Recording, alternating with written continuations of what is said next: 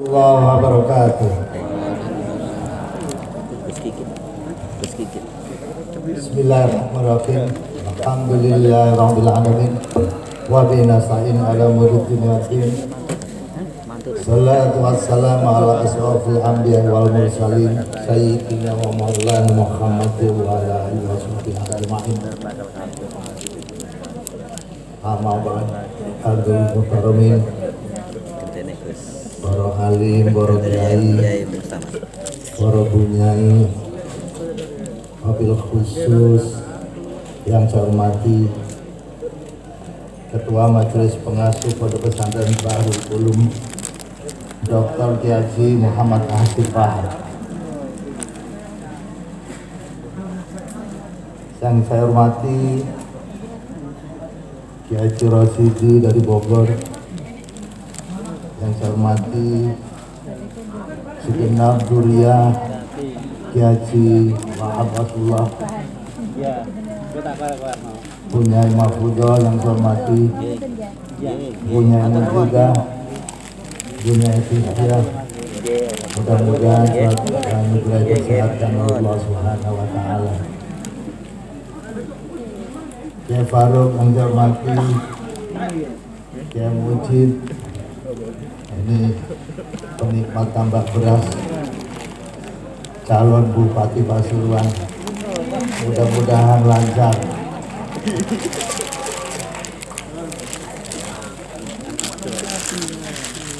Yang saya hormati Kiai Mas Didi Abdul Rahman, pengasuh Pondok Pesantren Tahfidzul Quran, Kiai Abdul Mu'in, Roe Surya PCN Jombang, Kiai Ahmad Hasan, Direktur Unwaha yang saya hormati, Profesor Dr. Gatot Ciktadi, para ulama, para kiai, para bunyai, mohon maaf tidak mengurangi rasa hormat takdim saya.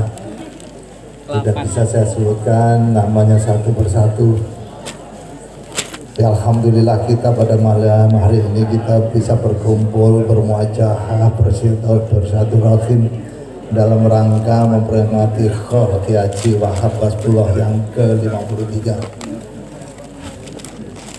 Ini saya ingat Kiai Wahab ini banyak sekali peran-perannya, banyak kegiatan-kegiatan yang dilakukan. Ini termasuk banyak jasanya sehingga kita pada malam hari ini menikmati suasana ngumpulnya wong NU ini bersama-sama muslimat fatayat. Ini terutama muslimat ini memang perekat bangsa Indonesia itu di muslimat fatayat. Dalam acara selalu jumlahnya lebih banyak dari NU. Jadi kalau mengingat zaman dulu, awal abad 20, itu Indonesia, bangsa Indonesia lagi susah. Bangsa Indonesia itu sejak dari dulu, itu memang umat Islam yang mengikuti faham ahli sunnah wal jamaah. Dan dulu disebutkan bahwa sejak dari dulu Islam yang ada di Indonesia itu mengikuti satu faham Imam Syafi'i. Nah, dengan seiring dengan melemahnya Turki Utsmani tahun 1909, nah kemudian banyak sekali umat-umat yang lain yang memiliki pemahaman-pemahaman berbeda masuk ke Indonesia. Ada yang membawa pemikiran-pemikiran yang keras, radikal, ada pemikiran-pemikiran yang macam-macam. Nah itu umat Islam yang sudah sekian lama sebagai pengikut faham ahli sunnah wal jamaah itu bingung. Tahun 1912-an itu bingung, jadi pemikiran-pemikiran kok jadi macam-macam sih. Itu sejak melemahnya Turki Utsmani. Nah, sejak itu banyak perdebatan, banyak pemikiran yang baru. Dan saya ingat ada cerita-cerita bahwa perdebatan itu luar biasa. Dan yang sering menanggapi perdebatan itu adalah Kiai Haji Wahab Hasbullah. Dan kalau berdebat itu zaman itu debat mulai habis isya terus sampai subuh berhenti dulu sholat subuh, kemudian ngopi, dilanjut lagi perdebatan. Jadi ini memang sesuatu yang luar biasa pada saat itu, dan termasuk salah satu yang dari ahli sunnah wal jamaah itu adalah Kiai Haji Wahab Hasbullah. Begitu banyak perannya. Kemudian ada Syarikat Islam didirikan, itu waktu itu menjadi organisasi Islam terbesar. Kemudian banyak pemikiran di situ, jadi siapapun masuk di situ itu akan menemukan perdebatan. Nah, ini banyak hal yang harus dihadapi pada saat itu. Mana kondisi ekonominya susah, kondisi sosialnya susah. Jadi peran-peran kiai, peran-peran ulama itu sangat-sangat dibutuhkan di zaman-zaman itu. Dan ahli sunnah wal jamaah berusaha untuk mendirikan organisasi. Nah, itu ide-idenya Mbak Wahab itu. Ada Tasbihul Afkar, ada kemudian bersama-sama dengan Kiai Hasyim mendirikan Nahdlatul Tujar. Tapi karena Syarikat Islam itu memang sangat kuat di waktu-waktu itu. Tahun 1915, 17, tahun 21, kita yang nggak siap untuk mendirikan organisasi, akhirnya ya harus masuk ke situ, dan disitulah perdebatan itu. Ini peran yang luar biasa dari Kiai Haji Wahab Hasbullah ini menanggapi perdebatan. Soalnya kalau tidak, itu kalau mereka menyampaikan, oh ini tahlilan bid'ah, ini yang namanya mulutan bid'ah, banyak bid'ah itu sejak zaman itu sudah seperti itu. Jadi peran Kiai, terutama Kiai Wahab Hasbullah, saya baca Allah ini banyak sekali yang dihadapi. Jadi bersiap-siap, tiap kali bersiap ada perdebatan lagi. Nah, ini kemudian peran Kiai di mana kemudian membersamai masyarakat Indonesia yang jumlahnya semakin banyaknya ini. Banyak kiai-kiai yang kemudian berperan mendampingi masyarakat. Itu akhirnya alhamdulillah, ini hanya karena wa fakru makrawah wallahu khairul makirin.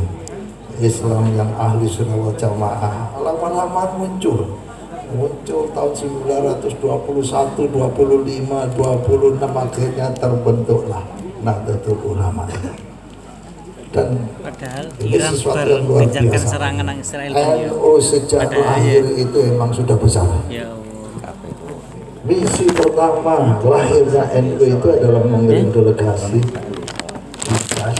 Nah, itu yang kemudian Haji belum dibuat berangkat ke sana. Tapi pengumuman resmi ke Dan Iran belum dibuat. Yang karena memang terbiasa dengan debat, akhirnya ya Raja Ibnu Saud pun di debat juga nggak bisa ngomong juga akhirnya.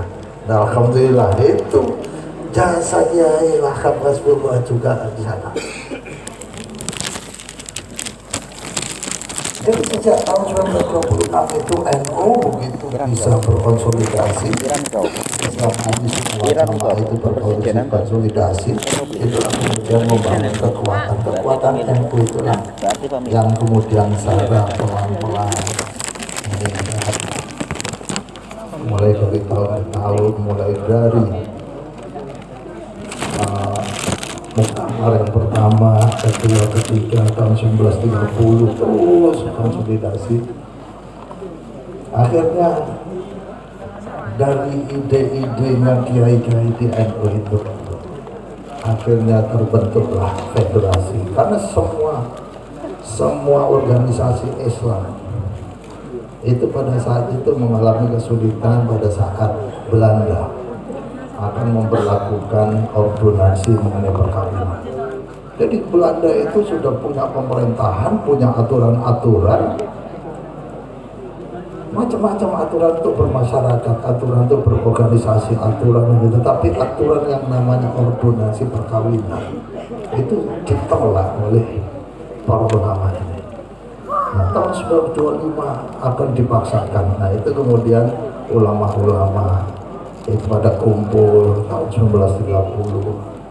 Tidak hanya yang ahli sunnah wal jamaah, tapi semuanya khawatirnya ikut ngumpul. Ya karena kalau ordonansi perkawinan itu diterapkan, diberlakukan, itu wali nikah itu jadi biasa. Nah, itulah yang kemudian Belanda itu karena pingin noto orang Indonesia, di mana di sini ulama-ulama semuanya, dia ingin melakukan ordonansi perkawinan di tahun 30 itu ulama ngumpul semua. Tidak hanya dari NU tetapi semuanya syarikat Islam ikut ngumpul karena ya Islam. Muhammadiyah juga ikut ngumpul. Nah, semuanya adalah akhirnya alhamdulillah itu di bawah bimbingan, di bawah kepeloporan NU. Akhirnya tahun 37 berdirilah Federasi Majelis Islam A'la Indonesia. Nah, itu kemudian NU baru digabungkan tahun 1938. Di situ yang saya melihat umat Islam ini pernah bersatu di tahun 1938. Dan kemudian masuk Jepang,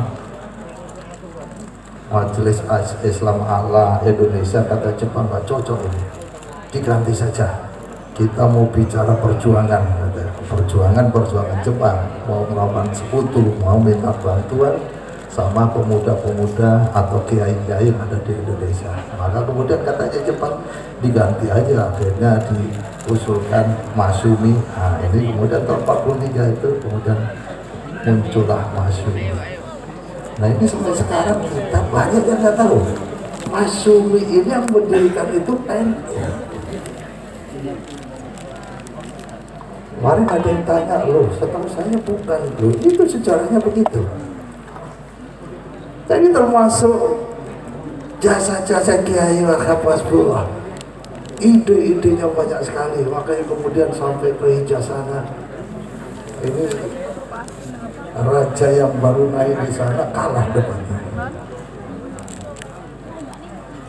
Nah, saya tidak tahu alasan yang lain bagaimana Allah memberikan anugerah yang begitu besar kepada bangsa ini dengan kemerdekaan tahun 1945,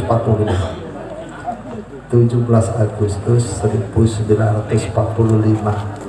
Tidak ada di dunia negara yang habis dijajah tahu-tahu merdeka sendiri, kalau nggak di Indonesia. Nah, saya kalau menurut saya ini karena umatnya bersatu.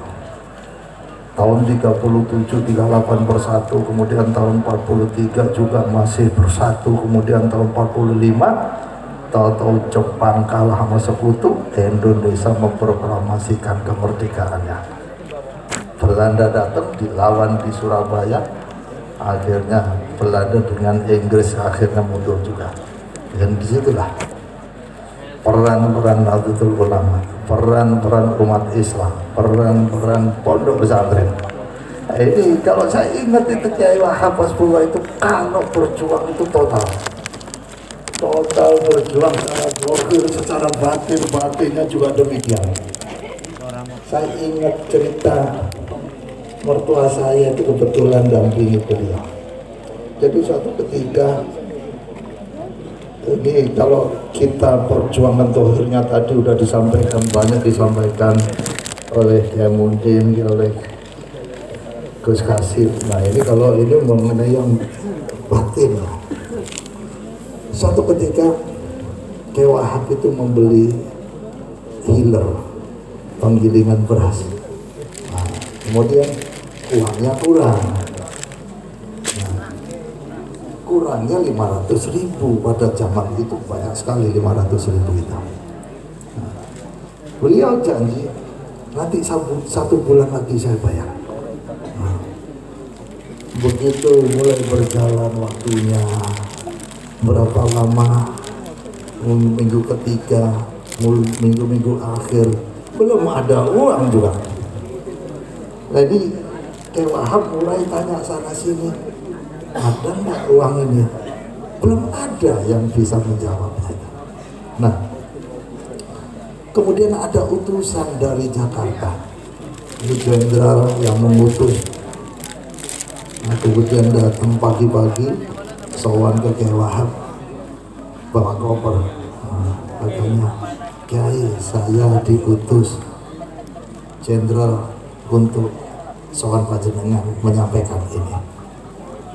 Apa ini? Kabarnya panjenengan butuh uang 500.000. Nah, saya diutus untuk menyampaikan ini. Siapa ini? Oh, disebutkan ini. Wah, enggak, saya tidak butuh itu. Saya masih nanti, saya ada janji nanti akan ada itu nanti. Jadi dari pejabat pemerintah, beliau tidak mau beli.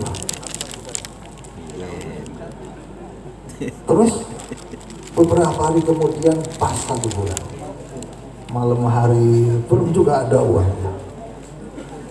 Nah, ceritanya pagi-pagi datanglah orang itu nagih yang 500.000. Dibayarlah sama Kiai Wahab. Nah, katanya mertua saya, Mbah, tadi malam belum ada uang, kalau pagi-pagi itu orang datang kok udah ada uangnya, gimana ceritanya ini? Terus beliau nyampaikan, mau bengi pangeran tak tangis. Isu-isu ono uang ngomong, ya ini halal, ini saya rela ikhlas untuk Kiai ini 500.000. 500.000 ini orang nggak tahu ceritanya, ada utang 500.000, membawa uang 500.000 secara ikhlas diaturkan ke Kiai Wahab. Nah, itu akhirnya dibayar 500.000, lunas lah. Nah, itu yang masalah sekarang. Saya itu sedang tanya, barangkali panjenengan juga nanti mau kita sama-sama tanya ke Kiai Hasim apa yang diberikan itu. Nah, kalau setuju nanti kita minta ya Hasim. Saya belum dikasih sampai sekarang. Jadi perjuangan Kiai dulu itu secara zahir sudah nyata, secara batin, maka kemudian kita nggak heran kalau Indonesia itu tahu-tahu merdekanya juga ya pemberian dari Allah Subhanahu wa Ta'ala. Di akhirnya dengan rahmat Allah Subhanahu wa Ta'ala, maka dengan ini kami mengatakan kemerdekaan. Nggak ada di sini dengan perjuangan yang bersenjata. Itu pemberian dari Allah. Saya tidak melihat alasan lain kecuali adanya ukhuwah yang terbangun oleh para ulama.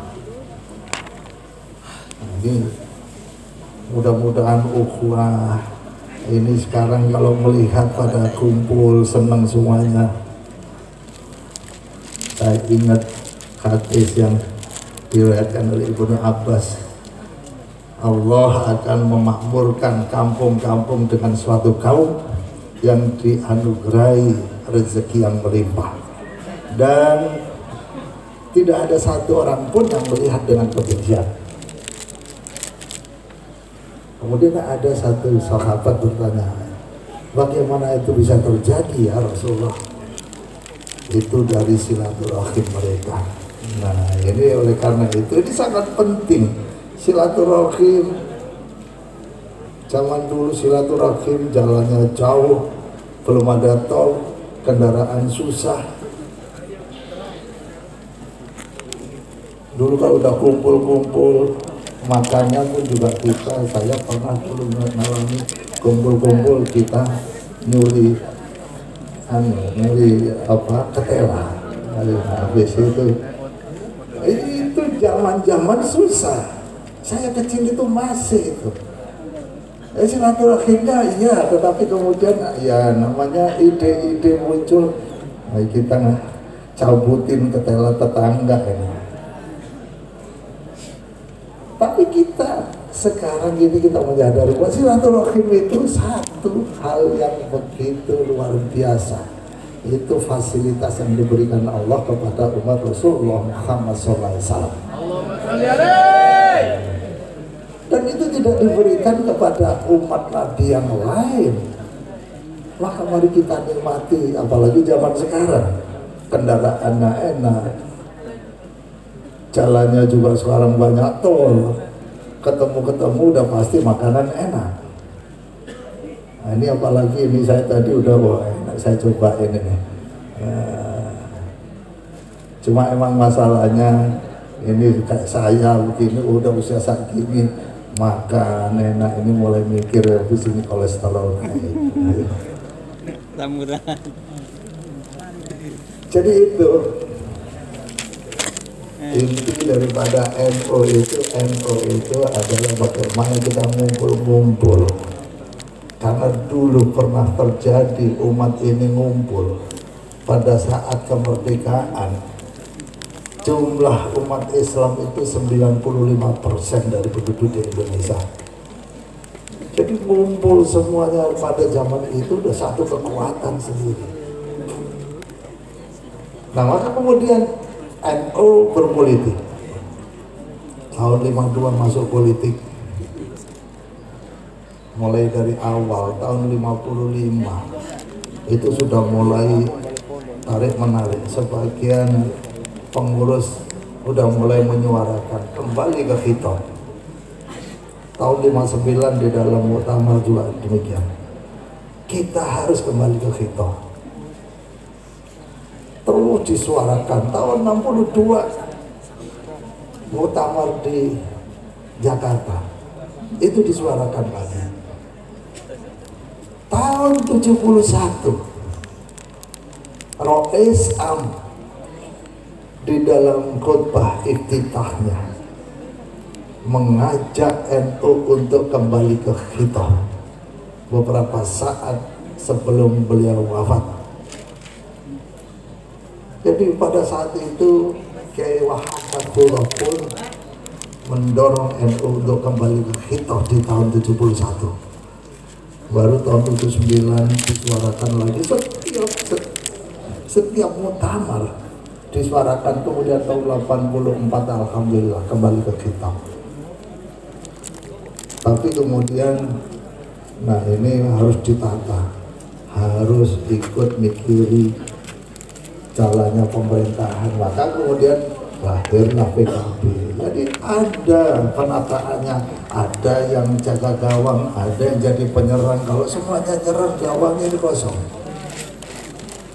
Maka dulu saya ingat, dulu Hadratus Syekh Hasyim Asy'ari pada saat perjuangan Indonesia merdeka, mau bahkan sebelum merdeka, beliau tetap mengampu pondok pesantren, ditebui dengan pengajiannya dan lain sebagainya. Tetapi beliau juga enggak tinggal diam mengenai urusan-urusan kenegaraan. Maka kemudian membangun saluran politik, yaitu adanya Kiai Wahid Hasyim untuk di Jakarta, ikut mikir, ikut menjadi anggota dari panitia 9. Maka ini ke depan lagi, ini NU ini enaknya ya ini seperti kumpul-kumpul semacam ini ngakrabi, membangun ukhuwah. Nah nanti kalau untuk berpolitik, mari kita sama-sama kita bangun saluran-saluran politik supaya nanti jelas tugas dari masing-masing ini. Nah itu mudah-mudahan ke depan kita tetap akan mewarnai pemerintahan, kita akan tetap mewarnai kemasyarakatan, sosial, keagamaan, yang mudah-mudahan dengan kebersamaan seperti ini. Demikian, mudah-mudahan manfaat. Saya sampaikan walhamdulillah, wallahu muwaffiq ila aqwamit thoriq. Assalamualaikum warahmatullahi wabarakatuh. Waalaikumsalam.